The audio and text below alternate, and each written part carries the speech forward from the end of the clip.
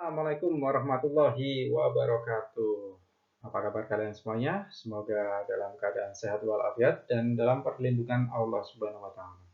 Oke, kembali lagi bersama saya Pandu Prawita yang akan membersamai kalian pada mata kuliah Ragam Hias Nusantara. Pada kesempatan ini saya akan menjelaskan mengenai ragam hias pada batik pedalaman. Sebelum itu perlu diketahui bahwa batik sudah ditetapkan oleh UNESCO sebagai warisan kemanusiaan untuk budaya lisan dan non-bendawi atau Masterpiece of the Oral and Intangible Heritage of Humanity pada tanggal 2 Oktober 2009. Kemudian oleh negara Indonesia pada tanggal tersebut kemudian ditetapkan sebagai Hari Batik Nasional, ya, yang jatuh pada tanggal 2 Oktober. Oke. Baik, akan saya mulai penjelasan mengenai ragam hias pada batik pedalaman. Pengertian batik. Batik bisa kita bedah secara etimologis bahasa Jawa, ya, dari kata tik yang artinya titik dan kemudian diberi imbuhan kata kerja mbah yang dapat diartikan membuat titik. Nah, batik itu bisa diartikan sebagai kain yang dilukis dengan teknik rintang warna lilin panas menggunakan canting, baik canting tulis maupun canting cap. Nah, ini di sebelah kanan atas ini disebut sebagai canting tulis, ya. Maka batik yang menggunakan teknik atau alat canting tulis ini lebih populer dengan sebutan batik tulis. Sedangkan yang di bawah ini adalah canting cap. Nah, batik yang menggunakan alat canting cap itu lebih populer dengan batik cap, gitu ya. Nah, ini untuk yang sebelah kiri ini adalah lilin yang dipanasi di atas tungku, ya, menggunakan wajan. Nah, lilin ini tidak dimasukkan untuk mewarnai, justru sebaliknya untuk tidak diwarnai. Jadi motif-motif yang dikenai lilin ini, ya, itu dimaksudkan untuk area atau motif yang tidak diwarnai pada saat kain tersebut dicelupkan pada air yang sudah diberi pewarna. Jadi bisa dibayangkan jika dalam satu kain batik itu ada 3 warna, maka ada 3 kali proses pemberian lilin panas ini, ya, gitu.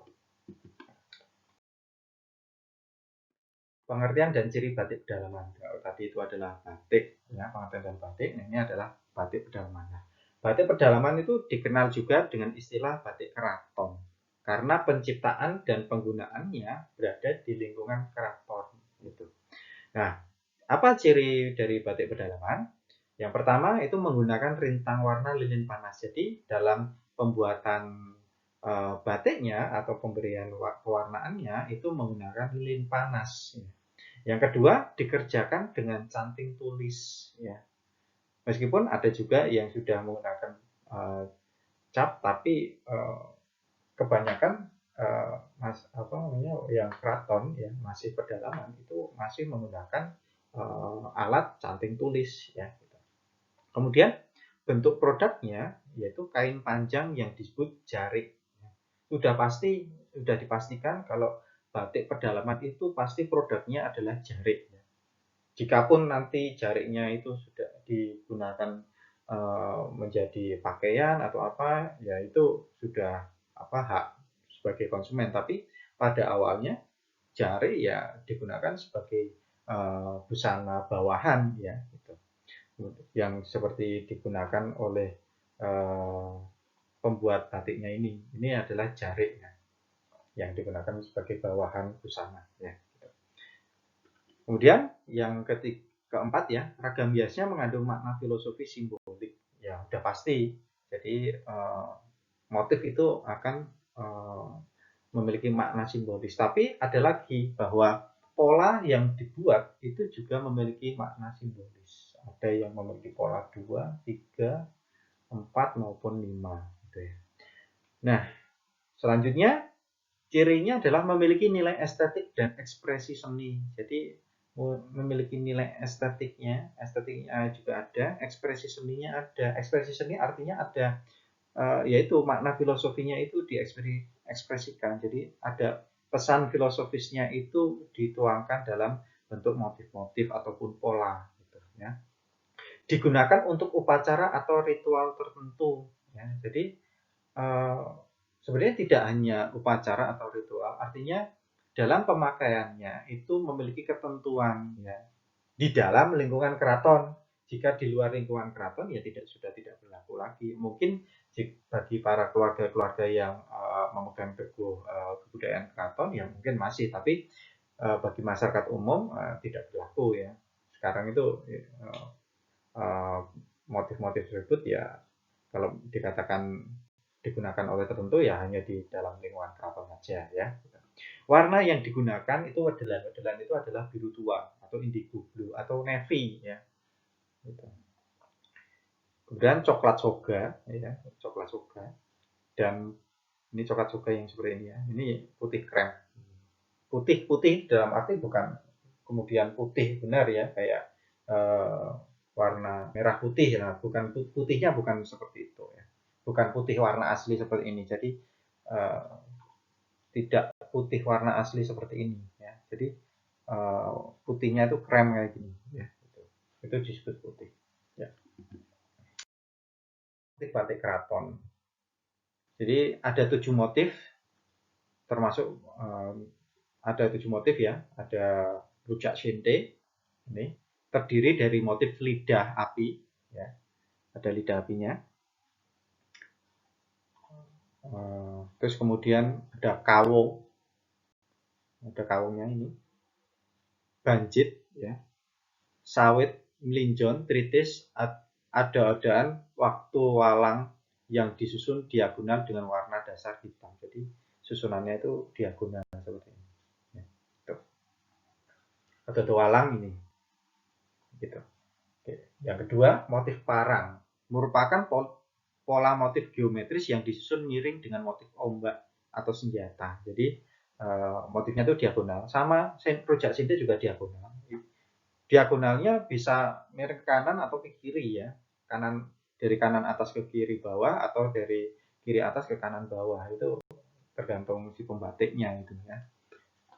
Nah, motifnya ombak atau senjata. Jadi ini yang putih ini itu ada yang membayangkan ini adalah sebagai ombak atau sebagai senjata parang ya. Jadi parang itu ada 2 pendapat bahwa parang itu diartikan sebagai parang senjata ya, senjata yang namanya parang. Yang kedua, parang itu berasal dari kata pereng atau lereng, yaitu miring. Jadi menunjuk pada diagonal ini. Gitu. Kemudian motif semen. Semen itu dari kata semi ya, semian. Ya, semi ya tumbuh ya. Terdiri dari motif gunung atau meru. Gunungnya itu tidak begitu tampak ya, tidak begitu tampak. Jadi yang seperti ini itu gunung. Ya. Terus kemudian Meru itu gunung. Garuda tidak disimbolkan secara utuh burung Garuda, tapi di sini adalah sayapnya, ekor. Dan ini juga kalau ini adalah sayap burung merak ya, merak. Kemudian candi itu ini candi, bangunan dalam arti bangunan atau gapura gitu, dan naga. Naganya itu bersifat seperti ini. Ya. Naga itu artinya air. Ya. Candi itu artinya tanah. Kemudian sayap itu udara. Ya. Kemudian ini ada lidah api sebenarnya itu. Api. Jadi ini ada maknanya, pola maknanya. Terus kemudian motif kawung. Ya. Motif kawung merupakan pola geometris dengan 4 bentuk elips yang mengelilingi satu pusat. Nah, ini pusatnya itu di sini dan elipsnya itu ini. Ya. Jadi pusatnya yang ada di sini jadi seperti silang gitu. Jadi ini menandakan 4 penjuru dan 1 pusat ya. Timur, utara, timur ya, selatan dan barat. Dan ini pusatnya. Kemudian yang ke-5 itu ada motif udan liris ya merupakan gabungan dari bermacam-macam motif dengan pola diagonal dan warna dasar putih. Jadi seperti rujak sinde sebenarnya, lebih lebih mirip dengan rujak sinde tapi dia dasarnya itu putih ya. Kemudian motif cemukiran berbentuk lidah api atau sinar dengan pola diagonal dan warna dasar hitam. Jadi jangan sampai salah. Kebanyakan orang menganggap yang diagonal itu hanya parang, padahal banyak ya motif parang itu. Maksudnya yang motif diagonal itu banyak. Ada rujak sinde, ada udan liris, ada cemukiran. Nah, ini yang paling mirip-mirip itu adalah motif parang dengan motif cemukiran. Nah, perbedaannya itu kalau dalam motif ombak itu dia lebih bulat ya, ada bulat-bulatan dan kemudian dia menyambung. Nah, sedangkan cemukiran itu bentuknya lidah api, jadi satu juluran atau kemudian kadang juga ada seperti bergelombang seperti itu ya. Jadi lidah api atau sinar dengan pola diagonal dan warna dasar hitam. Nah, pasti warna dasar warna dasarnya itu adalah hitam ya pasti ya. Kalau parang itu kadang coklat soga, ya, kadang juga biru, kadang juga putih dan sebagainya ya. Kemudian motif hook ya. Motif hook dari kata burung hook ya, istilah burung. Jadi kalau dalam Islam itu kan ada hook ya, burung hook. Terdiri dari motif kerang, binatang, tumbuhan, cakra, burung, ya, burung hook itu, sawat atau sayap, dan garuda dengan susunan pola diagonal. Di sini ini ada cakra, terus kemudian di sini ada burungnya juga, dan sebagainya. Ini ada parangnya, ya, gitu. Ya, 7 motif tersebut termasuk batik larangan ya. Apa itu batik larangan? Batik yang hanya digunakan dalam kalangan terbatas di lingkungan keraton ya gitu. Jadi misalkan motif parang dan rujak sinde hanya boleh digunakan oleh raja dan kerabatnya. Motif semen hanya boleh digunakan oleh wedono, bupati, penghulu dan riau. Motif kawung hanya boleh digunakan oleh sentono dalem. Motif udan liris hanya boleh digunakan oleh garwa ampeyan, wayah buyut, canggah, Pangeran Sentono, dan Kanjeng Gusti Pangeran Adipati Anom. Sedangkan motif cemukiran dan hook hanya boleh digunakan oleh raja dan putra mahkota. Jadi ini adalah motif-motif larangan. Gitu. Nah, tapi perlu diketahui juga masing-masing motif ini itu juga memiliki banyak variasi karena ya banyak kreasi senimannya untuk mengembangkan pola filosofinya. Misalkan motif semen itu ada semen Romo, ada kemudian Sido Mukti, Sido Mulyo dan sebagainya. Motif parang pun juga ada motif parang ageng, ada parang kusumo, ada parang barong, ada parang klidik dan sebagainya ya gitu. Berikutnya batik pedalaman lainnya yaitu pertama ada motif Sekar Jagad ya, merupakan bagian dari berbagai motif dengan bentuk beraneka ragam. Ya, jadi di sini ada aneka ragam motif batik, ada parang, ada peruntum, ada kawung dan sebagainya. Batik ini tidak memiliki aturan siapa yang harus menggunakan, namun diharapkan pemakainya dapat menghargai keberagaman. Ya. Jadi makna dari keberagaman motif ini adalah keberagaman budaya, keberagaman bahasa, keberagaman asal dan sebagainya. Ya. Kemudian motif tambal. Motif tambal ini merupakan gabungan dari berbagai motif dengan bentuk pola tertentu. Jadi kalau motif Sekar Jagad itu polanya itu acak ya, tidak memiliki pola tertentu. Sedangkan motif tambal ini meskipun beragam motif ini ada pola tertentunya, yaitu segitiga yang kemudian kalau disatukan menjadi persegi dan kemudian dipersatukan dengan yang lainnya itu menjadi wajik. Gitu. Tambal diartikan sebagai membenahi sesuatu yang rusak. Nah, batik ini biasa digunakan untuk menyembuhkan orang yang sedang sakit dengan cara diselimutkan. Jadi kalau kalian sedang sakit, kemudian pengen menggunakan batik, nah ini menggunakan batik tambal ya, diselimutkan dengan cara diselimutkan. Ya, agar harapannya itu biar cepat sembuh. Jadi menambal, memperbaiki ya, memperbaiki jasmani kalian. Kemudian motif Sidomulyo ya. Jadi yang saya contohkan pada batik larangan atau batik keraton sebelumnya itu adalah motif Sidomulyo. Merupakan bagian dari batik semen. Nah, batik ini digunakan oleh pasangan pengantin yang berharap mendapatkan mulia, yaitu kelak keluarga yang dibina akan terus-menerus mendapatkan kemuliaan. Kemudian motif sidomukti merupakan bagian dari batik semen dengan pola tersekat-sekat dan warna dasar putih. Batik ini digunakan oleh pasangan pengantin yang berharap mendapatkan mukti, yaitu kebahagiaan, berkuasa, disegani, dan tidak kekurangan sesuatu. Dan kemudian terakhir motif sidoluhur merupakan bagian dari batik semen dengan pola tersekat-sekat dan warna dasar hitam. Batik ini digunakan sebagai alas berbaring jenazah yang bertujuan untuk menghormati arwah leluhur, terutama bagi leluhur yang meninggal tersebut ya. Luhur ya meluhurkan artinya.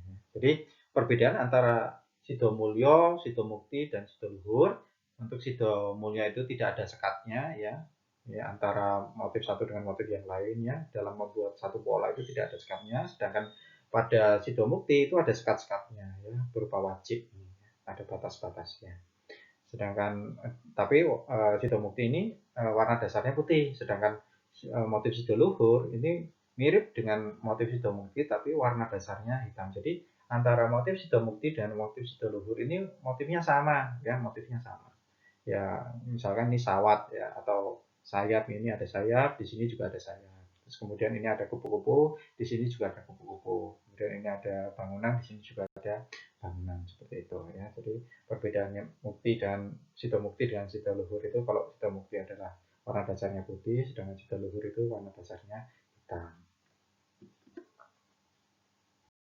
Di Cirebon, yang paling populer itu adalah motif megamendung ya, merupakan motif ya awan yang bersusun 7, jadi sapnya itu 7 ya. Seperti kita ketahui dalam Islam pun ada sap 7 sapnya, 7 sap langit ya.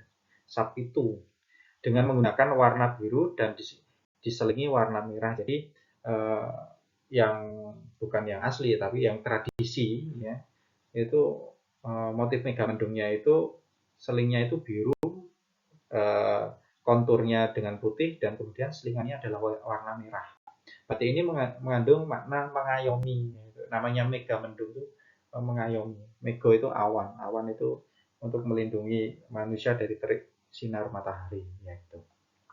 Yang motif kedua yang paling populer di Cirebon itu motif Singopayung. Motif Singopayung itu ada dua motif ya, yaitu Paksi Nagaliman dan Singobarong, yang masing-masing memiliki pola saling berhadapan. Ya, gitu. Ya, ini Paksi Nagaliman ya, kecil banget ya, nggak apa-apa. Dan ini Singobarong. Nah, Singobarong merupakan makhluk mitologis gabungan dari singa, burung burok, kuda, dan gajah. Motif ini diadaptasi dari kereta kencana yang terdapat di Keraton Kanoman Cirebon. Ya, gitu. Sedangkan motif Paksi Nagaliman merupakan makhluk imajinatif gabungan dari burung garuda, naga, dan gajah. Motif ini diadaptasi dari kereta kencana yang terdapat di Keraton Kasepuhan Cirebon. Jadi ini kalau dalam penggayaan itu termasuk dalam transformasi ya. Gitu. Kemudian motif yang terkenal ketiga di Cirebon itu ada motif Taman Arum Sunyaragi. Ini motif taman, jadi Taman Arum Sunyaragi itu ada di dalam lingkungan Keraton Cirebon ya. Penggambaran landscape Taman Sari Sunyaragi yang dipenuhi dengan aneka tanaman dan hewan-hewan yang hidup harmonis di dalamnya. Itu ada gunung, kemudian ada gapura, ya kan. Kemudian ada binatang bergelantungan, binatang terbang, dan binatang merangkak. Kemudian motif patran keris terdiri dari motif sulur tumbuhan dengan pola diagonal. Jadi patran itu adalah sulur yang saling berkaitan ya. Kemudian membentuk diagonal. Keris ini karena berkelak-kelok ya. Jadi sulurnya itu berkelak-kelok. Oke.